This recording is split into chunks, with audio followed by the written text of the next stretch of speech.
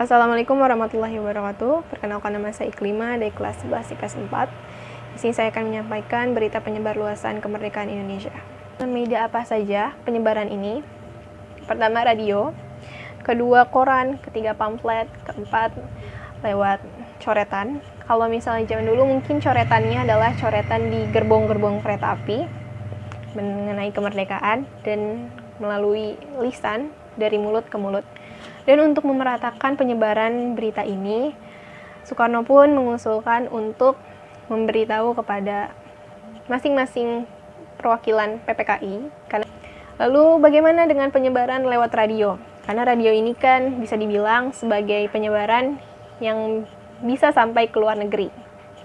Jika kita mengenal seorang Jusuf Ronodipero, seseorang yang hampir ditebas lehernya karena menyampaikan atau menyiarkan kemerdekaan Indonesia melalui siaran radio di radio Jepang, kita harus mundur sedikit dan mengetahui siapa sih yang lebih dahulu. Seseorang yang lebih dahulu mendahului Jusuf adalah Sugirin. Sugirin sendiri adalah seorang penyiar radio juga dari Domestic Domain. Itu adalah penyiaran radio. Sugirin ini 1 jam lebih cepat menyiarkan radio mengenai proklamasian atau kemerdekaan Indonesia ini dibandingkan Soekarno. Jadi sebelum Soekarno menyampaikan proklamasi di Jalan Pegangsaan Timur jam 10, 1 jam sebelumnya Sugirin ini yang memberitahu melalui domestic domain atau radio domain mengenai kemerdekaan Indonesia.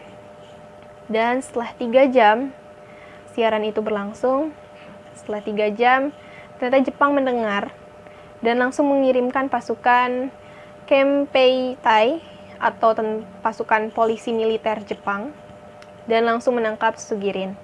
Hingga akhirnya Sugirin dibawa ke markas besar dan ditahan di markas besar. Namun di markas besar tersebut Sugirin bukannya mendapatkan keringanan hukuman atau keadilan, dia malah dipukuli setiap harinya oleh anggota-anggota polisi Jepang tersebut.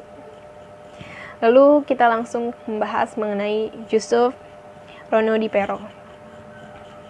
Jusuf Ronodipero sendiri adalah seorang penyiar radio yang bekerja di kantor radio Jepang atau kantor Hosokyoku. Hosokyoku ini adalah penyiaran radio di Indonesia, tapi dimiliki oleh tentara atau oleh Jepang. Dan Jusuf sendiri bekerja di sini. Selama 1 hari ini, selama 17 Agustus 1945, Jusuf tidak diperbolehkan keluar dari kantor radio ini, dan penjagaan pun super ketat sehingga dia tidak mengetahui adanya kemerdekaan. Namun tiba-tiba ia terkaget karena ada seseorang pribumi yang berhasil masuk melalui tentara-tentara Jepang yang menjaga ketat di depan. Ya, namanya Syahrudin. Syahrudin sendiri juga seorang penyiar radio. Dia diutus oleh BM Diah yang memberikan surat dari Bapak Muhammad Hatta, yang di surat itu berisi proklamasi, tulisan proklamasi, dan tanpa berpikir panjang dan tanpa bertanya pun Jusuf langsung mengetahui bahwa ia harus menyiarkan sesegera mungkin kemerdekaan Indonesia. Namun karena terbatasnya ruangan atau karena penjagaan yang ketat inilah, akhirnya Jusuf pun mencari ruangan lain bersama Syahrudin, mereka berdua, hingga menemukan satu ruangan tua yang sudah tak terpakai, dan disitulah ia menyebarkan kemerdekaan. Namun itu tidak mudah, proses di ruangan tua itu. Karena ruangan yang tua, akhirnya suara pemancar radio itu tidak terpancar. Hingga akhirnya Syahrudin dan Jusuf mencari cara dan menyambungkan sambungan radio dari ruangan lain ke ruangan lama tersebut, hingga akhirnya berita proklamasi pun bisa tersebar ke seluruh dunia dan ke seluruh Indonesia.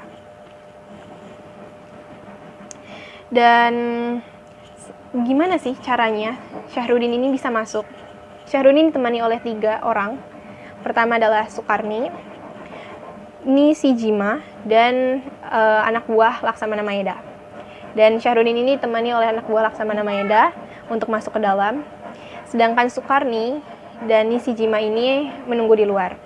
Nishijima dan anggota atau anak buah Laksamana Maeda ini adalah 2 orang Jepang yang mendukung kemerdekaan Indonesia. Sukarni dan Nishijima yang menunggu di luar Dan Syahruddin yang masuk bersama anak buah Laksamana Maeda, akhirnya mereka berhasil menyebarluaskan proklamasi atau menyebarluaskan kemerdekaan Indonesia. Sukarni juga bisa kita ketahui dari perannya di peristiwa Rengas Dengklok di Adah, dan di perannya dalam penyebaran berita kemerdekaan Indonesia pun dia ikut hadir, hingga akhirnya ia masuk atau dikategorikan sebagai pahlawan. Sekian dari saya, mohon maaf jika ada kekurangan. Wassalamualaikum warahmatullahi wabarakatuh.